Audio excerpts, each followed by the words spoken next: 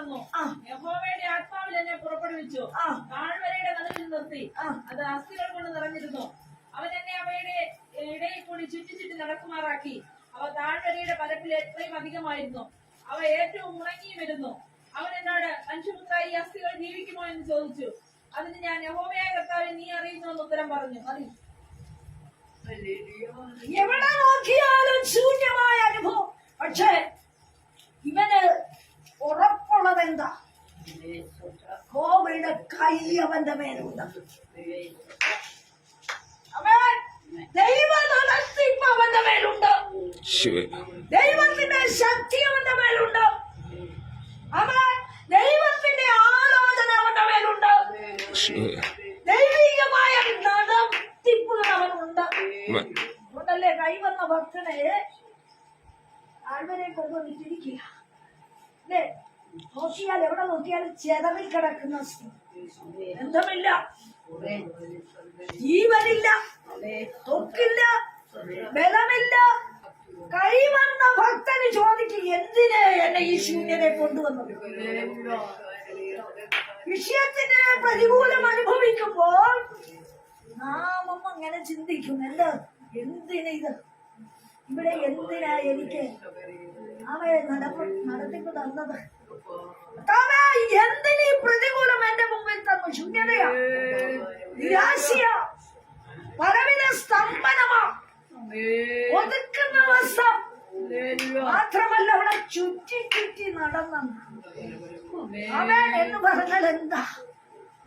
അവൻ ചുറ്റൽ അനുഭവിക്കുന്ന അവസ്ഥ എന്താ? ഒരു വിധത്തിലും ഒന്നിലും ആശ്രയമില്ല, ആരും സഹായമില്ലാതെ, ആരും അടുക്കാതെ, ആരും താങ്ങാതെ, ആരും അടുപ്പിക്കാതെ അവഗണന അനുഭവിക്കുന്ന ഒരു അനുഭവമാണ് ആ ഭക്തനുള്ളത്.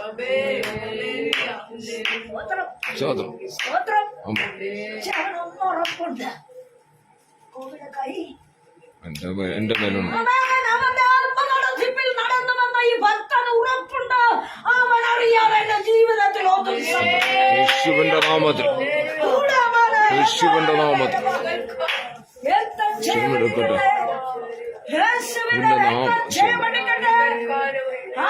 വിഷയത്തെ നോക്കുമ്പോ, അനുഭവിക്കുന്ന ക്ലേശത്തെ നോക്കുമ്പോ, അനുഭവിക്കുന്ന ഉണക്കിനെ നോക്കുമ്പോ, അലച്ചില് നോക്കുമ്പോ, ചുറ്റല് നോക്കുമ്പോ, ഏകാന്തത അനുഭവിക്കുമ്പോ, അവഗണന അനുഭവിക്കുമ്പോ, അധോഗതി പ്രാപിക്കുമ്പോൾ നീ ഭാരപ്പെടേണ്ടത് യേശുവിന്റെ നാമത്തിൽ. ഹല്ലേലൂയ.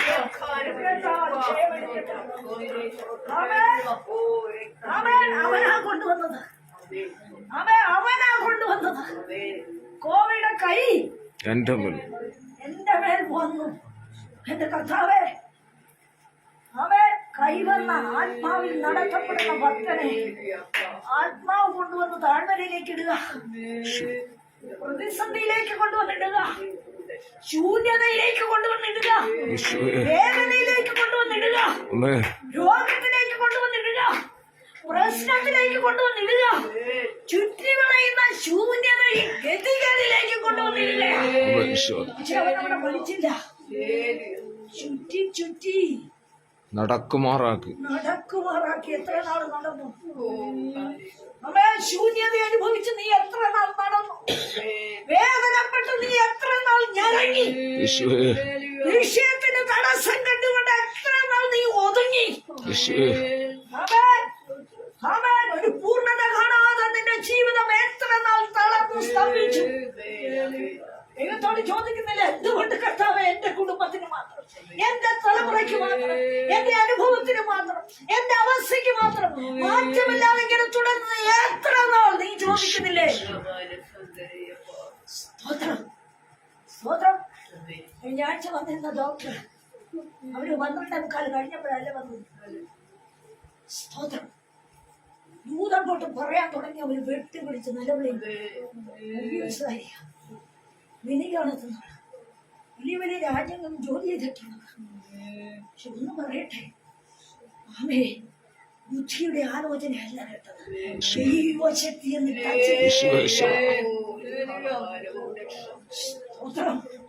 ആമേ, ഉള്ളിലിരുന്ന ആമേ കണ്ണീരായിട്ട് ഒഴുകാൻ ശി- യുദ്ധം ചെയ്യും.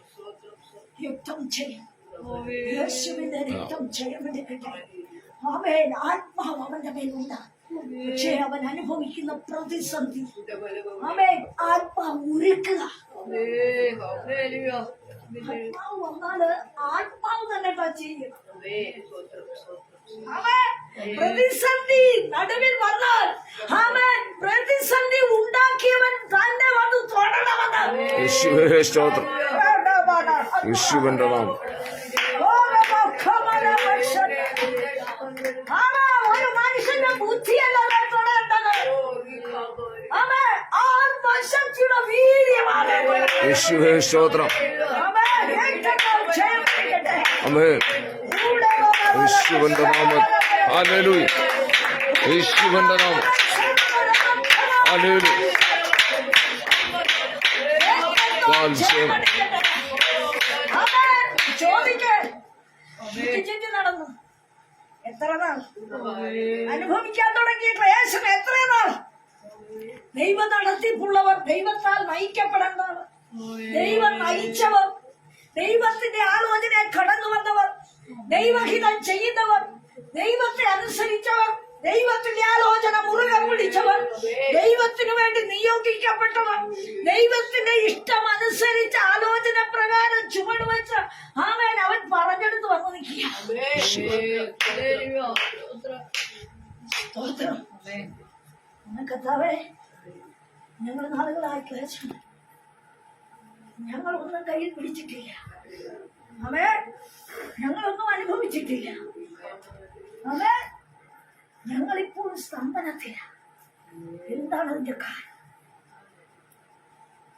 വീർതെടുപ്പ്. കർത്താവേ, നാളുകളായി ഞങ്ങൾ ഇങ്ങനെയൊക്കെയാ. നാളുകളായി ഞങ്ങൾ ഇങ്ങനെയൊക്കെയാ. നിന്റെ വാക്കിലല്ലേ ഇറങ്ങിയത്? നിന്റെ വാക്കിലെ നടത്തിപ്പല്ലേ ഞങ്ങൾ സൂക്ഷിച്ചത്? നിന്റെ വചനമല്ലേ ഞങ്ങൾ മുറുകെ പിടിച്ചിരിക്കുന്നത്? ആമേൻ. നിന്റെ വചനമല്ലേ പറഞ്ഞുകൊണ്ടിരിക്കുന്നത്? പറയുന്നതിന് ഉറപ്പുണ്ടോ?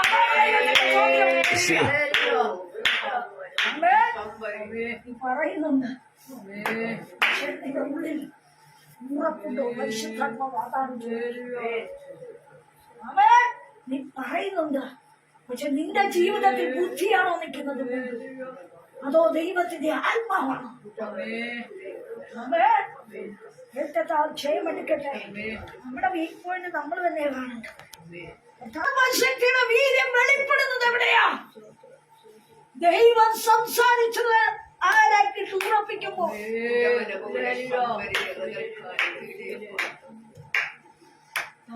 വചനം എന്റെ നീതിമാൻ വിശ്വാസത്താൽ ജീവിക്കും. വിശ്വാസം നഷ്ടപ്പെട്ടോ ഉറപ്പ് മാറി നിന്റെ ബുദ്ധി പ്രവർത്തിക്കാൻ എന്നെ കാണിച്ചൊരു കാഴ്ചപ്പാട്. തല മുതൽ അസ്ഥി വരെയും ഒരേ ഒരു കിടപ്പ്. അതിനകത്ത് എല്ലാ പാർട്സും ഉണ്ടാവും, ഒരു കുഴപ്പമില്ല.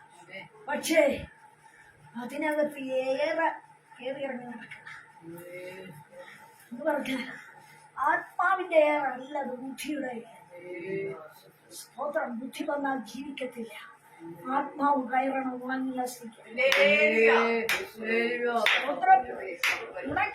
കിടക്കുക. ദൈവം ഒരു ചോദ്യം ചോദിച്ചെന്താ? ഈ അസ്ഥികൾ ജീവിക്കുന്നു. 36 അധ്യായത്തിൽ ഞാൻ ജീവിപ്പിച്ചതാ. കഴിഞ്ഞ നാളുകളിലെ ജീവിതശൈലിയോടൊന്നും ജീവിക്കത്തില്ലെന്ന്. കഴിഞ്ഞ നാളുകളിലെ പ്രവൃത്തി പരിചയം കൊണ്ട് അവൻ ദൈവം ജീവിപ്പിക്കത്തുള്ളൂ. പരിചയം കൊണ്ട് നമ്മൾ നടന്നാൽ ഒന്നും നടക്കില്ല. പിന്നെയോ കർത്താവ് പറഞ്ഞ് ഇപ്പോൾ പിടിച്ചത് കൊണ്ടുപോവാ.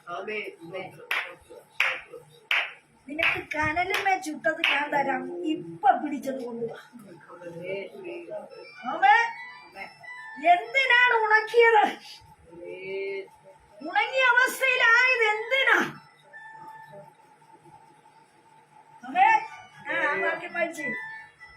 പറയുന്നത് ജീവിക്കുമെന്ന് കർത്താവ് അങ്ങോട്ട് ചോദിക്കുക. നീ അറിയുന്ന കർത്താവ്. കർത്താവ് എന്റെ അറിവ് ഞാൻ മടക്കുക. നീ പറയണം. കഴിഞ്ഞ നാളുകളിൽ എന്റെ നടപടികളെല്ലാം ഞാനങ്ങ് മടക്കുക. ഞാൻ ഈ വീഴ്ചയിൽ കിടക്കുന്ന സമയം വരെയുള്ള എന്റെ നടപടികളും നടത്തിപ്പുകളും ഞാൻ മടക്കുക. ഈ കിടപ്പ്, ഈ സ്തംഭനം, ഈ ശൂന്യത, ഈ അധോഗതി, ഈ അവഗണന എനിക്ക് നീ തന്നത് പുതിയത് തരാൻ.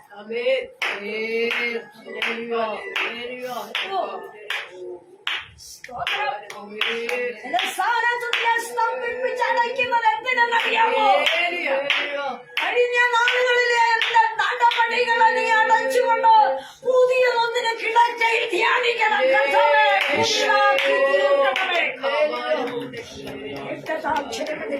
യേശുവിന്റെ നാമത്തിൽ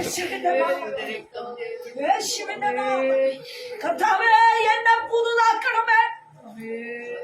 കഴിഞ്ഞ നാളുകളിലെ നടപടികളല്ല, കഴിഞ്ഞ നാളുകളിലെ ആലോചനയല്ല, കഴിഞ്ഞ നാളുകളിലെ പ്രാർത്ഥന പോലെ കഴിഞ്ഞ നാളുകളിൽ ഞാൻ കയ്യിൽ എന്തൊക്കെ കരുതിയിട്ടുണ്ടോ ഇതാ നിലത്ത് വയ്ക്കുക. പുതിയതിലേക്ക് എന്നെ ഒന്ന് നടത്തണമേ.